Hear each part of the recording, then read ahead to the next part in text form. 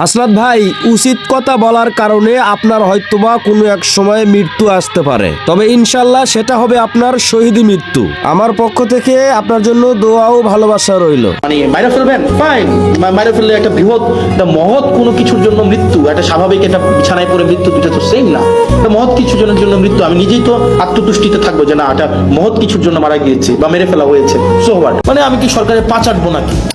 অনেকেই বলেন যে ভাই আপনি যেভাবে কথা বলতেছেন, এই যে একজন বলতেছে আপনাকে তো সরকার ফান্ড বন্ধ করে দিবে, দিক, সো হোয়াট। মানে আমি কি সরকারের পা চাটবো নাকি? মানে মন্ত্রীর সাথে সম্পর্ক রাখবো একটা অনিচ্ছ সুবিধা পাওয়ার জন্য, সংসদে দাঁড়ায় দাঁড়ায় একটা ন্যায় কথা বলা থেকে বিরত রাখবো নাকি? ভাই মানে আমার জবাব দিতে হচ্ছে মানুষের কাছে, মন্ত্রীর কাছে না। মন্ত্রী এই বছর আছে, আরেক বছর থাকবে না, এইটা আমার আরেক টার্ম থাকবে না, কিন্তু জনগণ সবসময় থাকবে।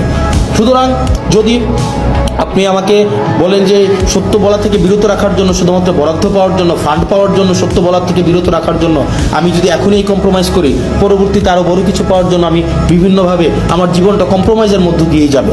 না দিল, ফান্ড বন্ধ করে দিল, পুলিশ আমাকে হেল্প করা বন্ধ করে দিল, অ্যাডমিনিস্ট্রেশন আমাকে হেল্প করা বন্ধ করে দিল, যে আমাকে অনৈধ্যভাবে আমাকে আমার পথকে বাধাগ্রস্ত করবে, তারা তাদের ফলাফল সেটা কোনো না কোনোভাবে পাওয়া যাবে।